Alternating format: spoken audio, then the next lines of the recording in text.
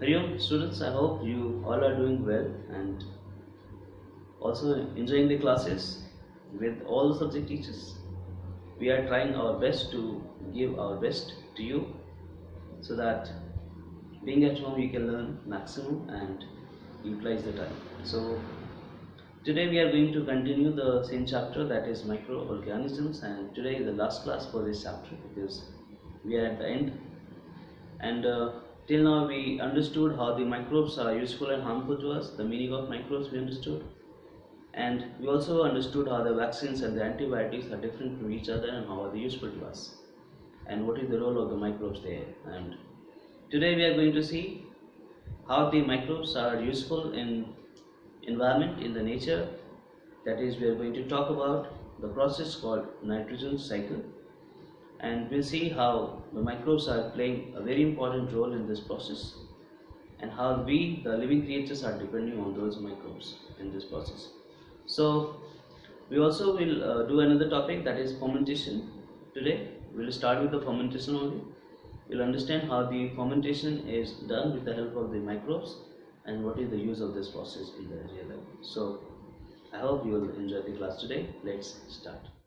So the topics we are going to take today are fermentation and nitrogen cycle. So let's start with the very first topic, that is fermentation. So very first you can read out the statement. It is a metabolic process in which an organism converts a carbohydrates such as starch or sugar into an alcohol or an acid. So in general it is a chemical process, a chemical reaction in which the carbohydrates are converted into alcohol or lactic acid or an acid. Other than this, some other products can also be produced, and this process is basically done with the help of microbes.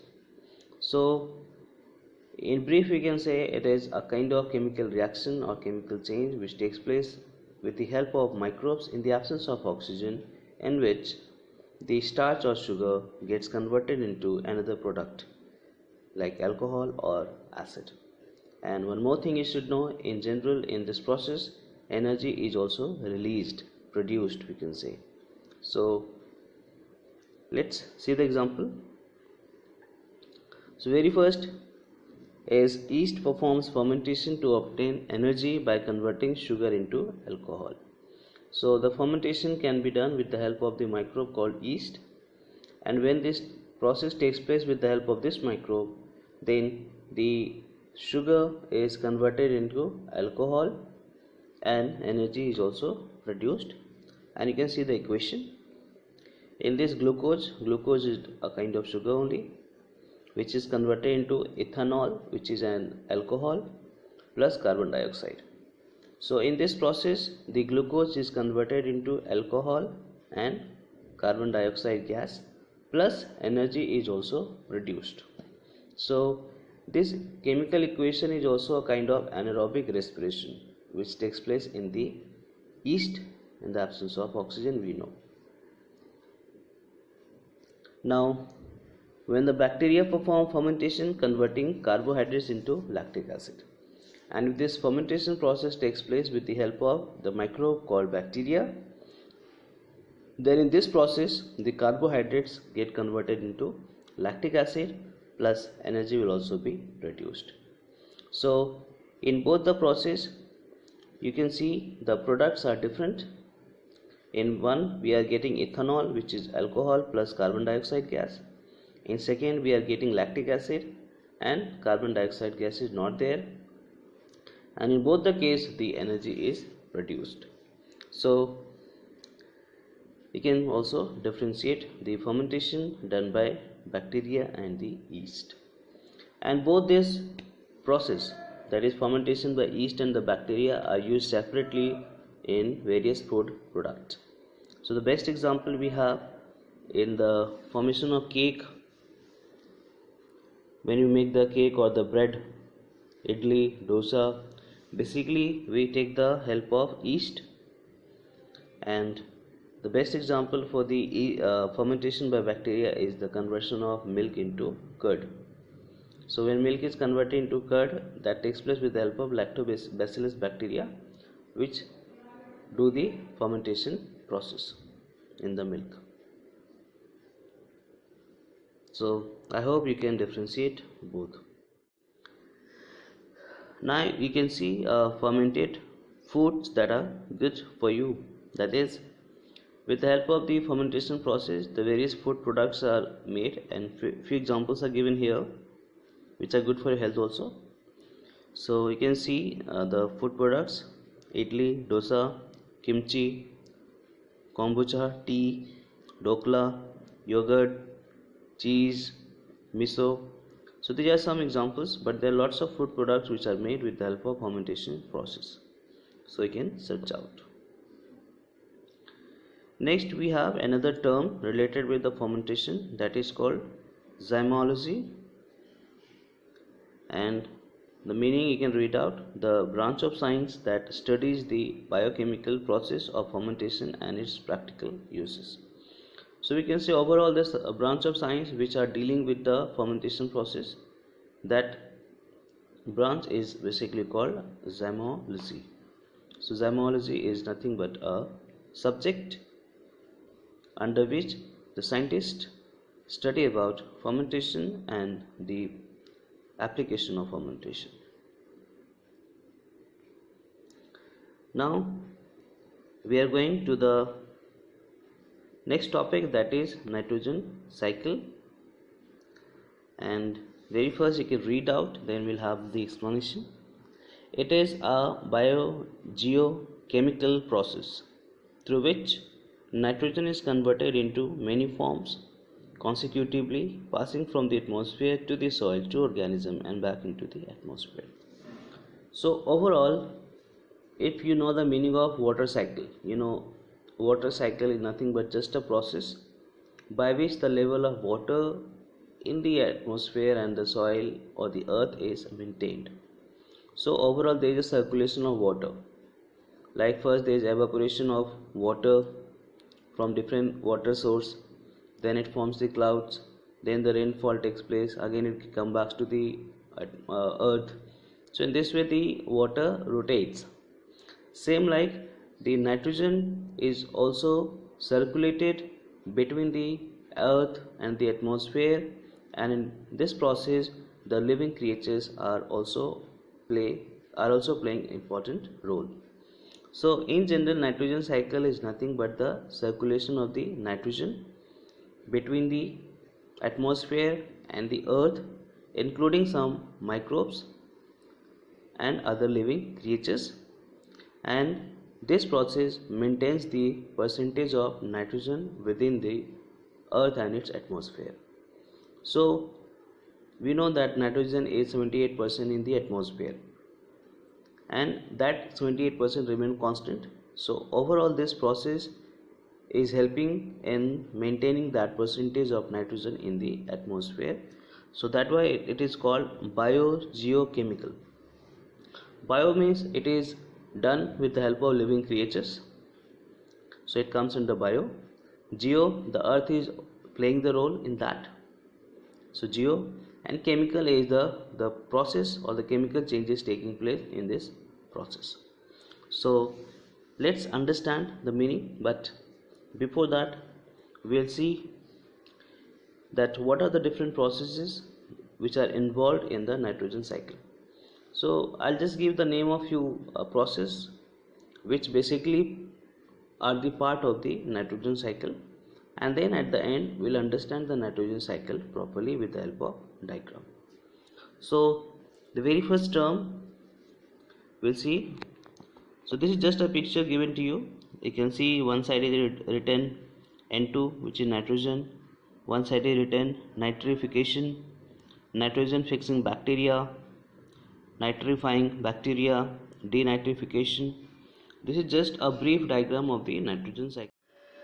So the very first term we have nitrogen fixation, and you can read out: it is a process by which molecular nitrogen in the air is converted into ammonia or related nitrogenous compound in soil. So before I give the meaning of this, we should know why the nitrogen cycle is important.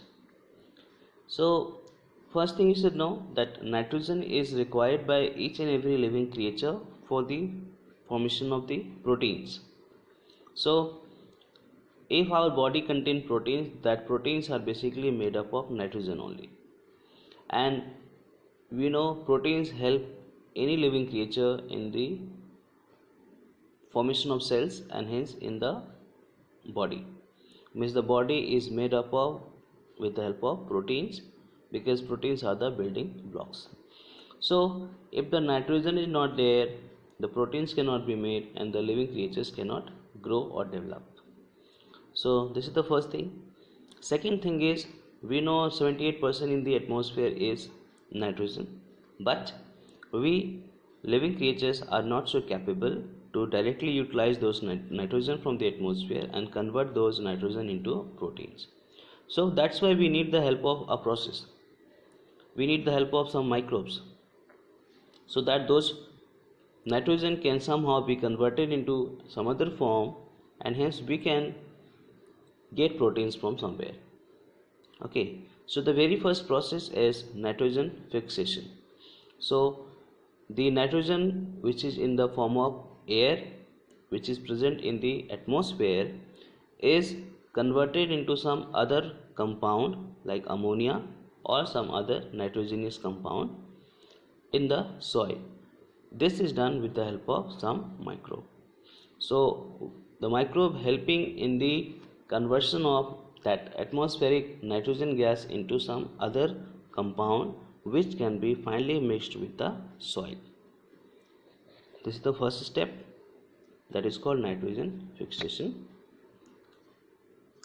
Second one is nitrification. So you can read out, it is the process by which ammonia is converted to nitrites and then nitrates. So once the nitrogen is converted into nitrogen compound or nitrogenous compound like ammonia, now even that compound is to be broken down further, and that is conversion of nitrogenous compound into nitrites and finally nitrates.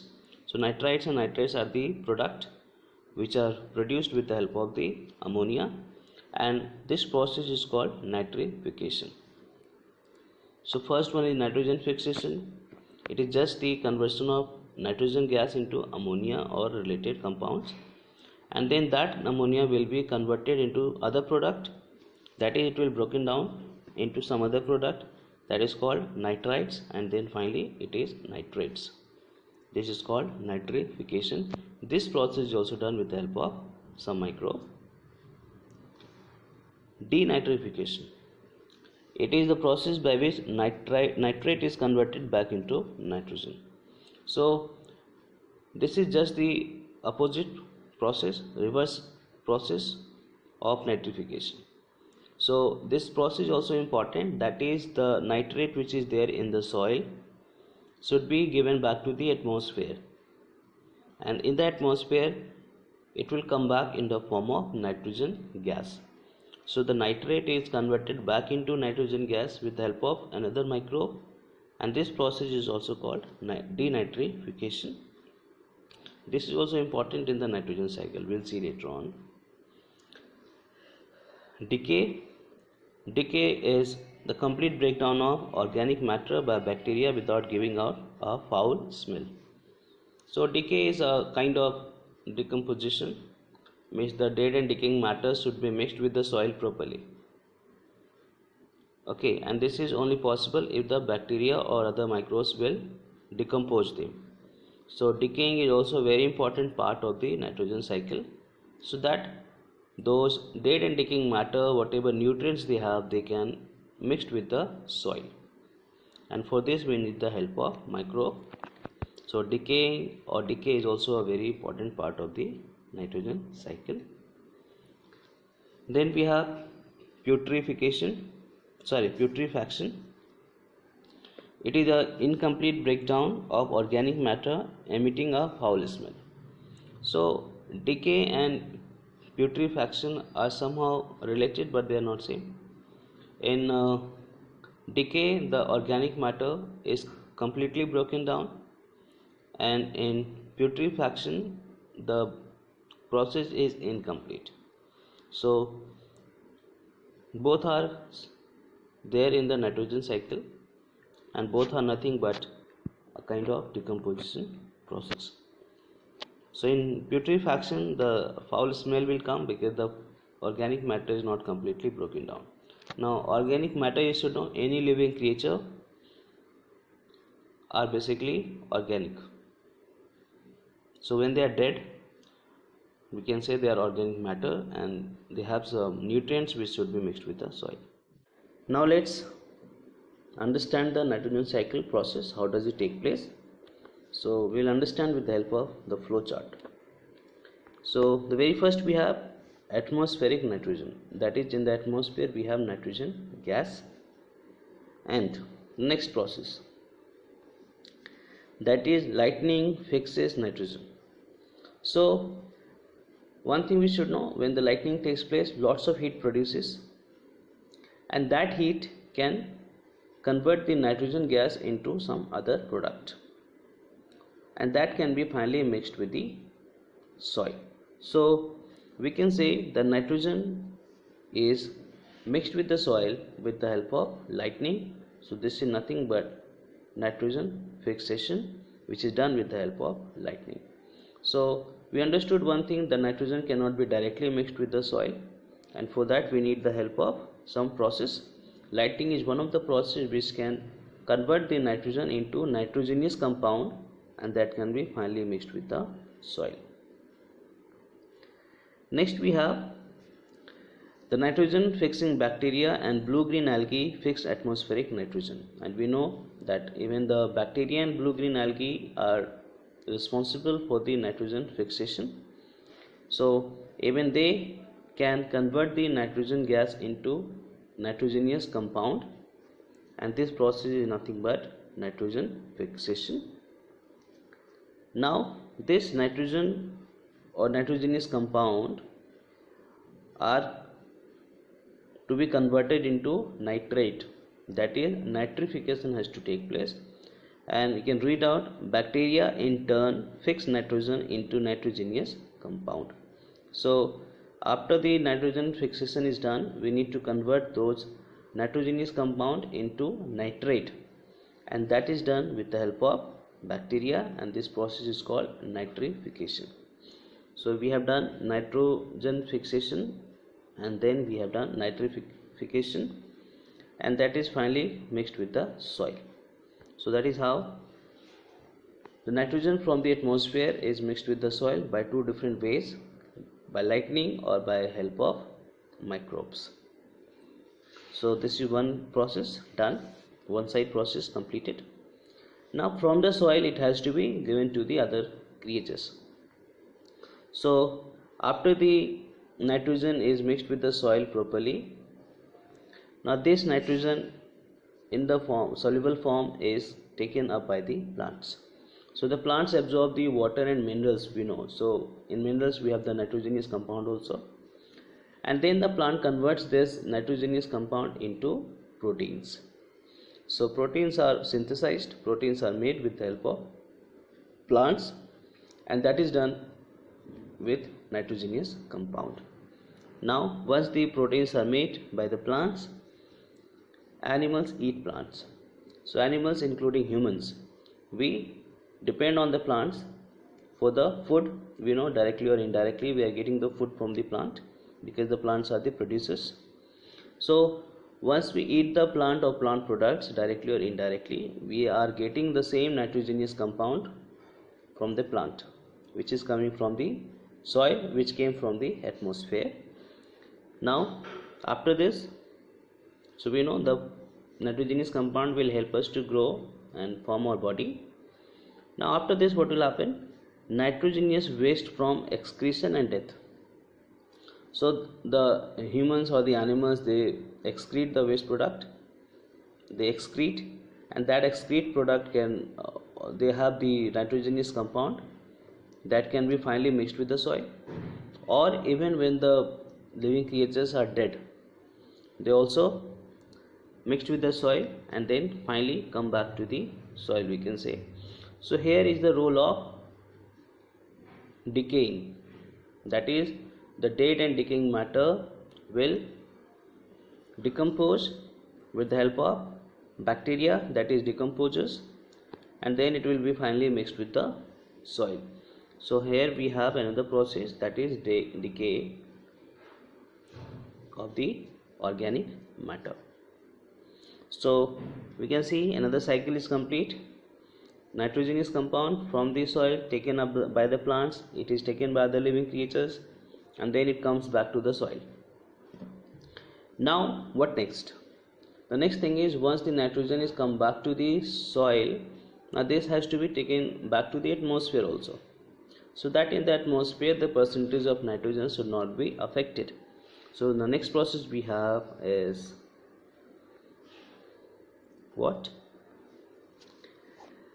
Bacteria turn compounds of nitrogen into gaseous nitrogen, and this process is nothing but denitrification, that is conversion of nitrates into nitrogen gas, so that gas can be finally mixed with the atmosphere.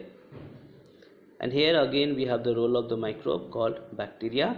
So the bacteria will do the denitrification, that is the nitrates or the nitrogenous compound which are there in the soil will be converted back into the nitrogen gas, so that it can come back to the atmosphere, and that is the end of this process. So you can see how the nitrogen is circulated between the atmosphere and the soil, and in between we have the role of lightning, we have the role of microbes, and that is why the microbes are really important in the environment, in the nature. And you can see if they are not there, then this process is not so complete, not possible, and we know without nitrogen the life is also not so possible.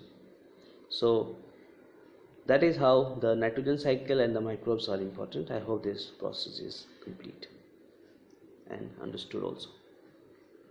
So that is the end of this class and also the end of this chapter. Now some questions you have which you can answer, and the very first question you have is, explain the steps involved in nitrogen cycle. So I have given the explanation of the nitrogen cycle one by one, starting from the atmosphere to the soil and come back to the atmosphere. So you have to explain the entire process. So I haven't given the explanation in written form, but you have to give it in the written form, and you can take the help of the flowchart, but the explanation has to be given that starting from this, the next step is this, and then this, the entire process you have to complete. Okay, I just want to see if this process is understood by you. That's why I'm asking you to write down the explanation. And question number 2, microbes can be friend or foe. Justify this statement with the help of examples. Now since the chapter is over, you understood how the microbes can be useful, can be harmful. So it can be friend, can be foe. Now you can justify also. So you can actually answer now how they are useful and harmful to us in various ways. So I am not giving any word limit to you. It's up to you how many examples you can give to justify, but don't make it so lengthy. You just need to justify the statement. So accordingly you have to answer. I want to see how can you answer this question. And that is at the end of class today, and we'll see the next chapter that we are going to start. Most probably it will be force and pressure, because after biology we basically move to the physics part. So wait for the next class, and I'll also let you know which questions to be done from NCERT. Okay, so for today done. Thank you, Hari Om, and take care.